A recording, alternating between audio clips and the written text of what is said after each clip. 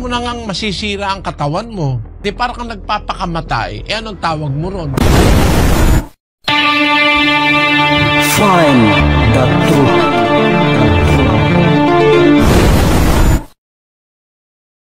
Hindi mahirap alisin. Yung iba sinasabi mahirap alisin.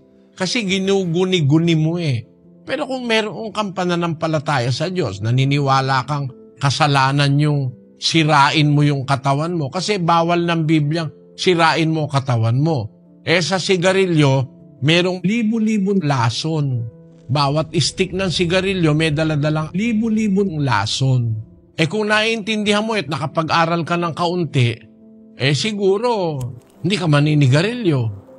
Ang ginuguni-guni nila mahirap ay mahirap. Hindi totoong mahirap. Ako nga ang saksi eh.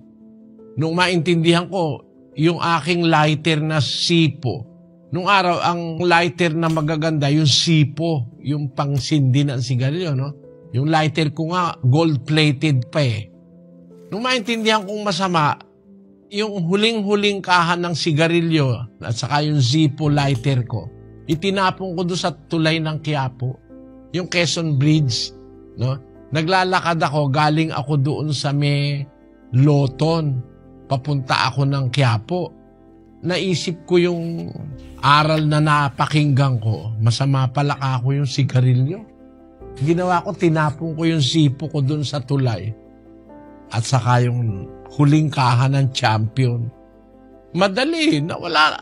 Kumo dahil sa pananampalataya, kahit nakakakita ako na naninigarilyo, parang gusto ko, alam ko masama masisira ang katawan mo. Bawal ng mga doktor, bawal ng siyentipiko. Tapos bawal pa ng Diyos. Sino pa gusto mo magbawal? Para ka sumunod. Yung mga ibang sinasabi, mahirap daw alisin. Kung may pananampalataya ka, maiiwan mo talaga yung sigarilyo na yan. Ngayon nga, pag nakaamoy ako sigarilyo, naiinis ako Tamo, kasi sa mga public places, bawal manigarilyo kasi nakaka-apekto rin doon sa hindi naninigarilyo Kung ba, mahal nyo, pamilya nyo, huwag kayo manigarilyo sa bahay nyo o huwag ka na talagang manigarilyo kasi makaka-apekto yung second-hand smoking. Alam mo na ngang masisira ang katawan mo. Maninigarilyo ka pa, di para kang nagpapakamatay. Anong tawag mo ron? Walang pagmamalasakit sa sarili at saka sa kapwa. Kaya, ang isang Kristiyano na nakakaintindi ng aral ng Diyos, hindi ka mahihirapang iwan yung bisyo. Hindi ka naman ipinanganak na may isang kaha ka na agad na Philip Morris. Wala naman Hindi naman pagkalabas mo sa bahay, bata meron ka na agad bit na tanduay. Wala nun. Yan, mga napagkukuha lang natin yan sa mga taong hindi kumikilala sa Diyos. Bawal kasi ng Diyos yung gaya niyang mga bisyo na yan Agaya niyang droga. Ano ba ginagawa ng droga ngayon? Di ba sirain ang ulo mo? Di ba nasisira ang ulo? Scientifically, nagkakaroon ng damage sa brain. Spiritually, nawawalan ka na ng takot pagka under drugs ka na.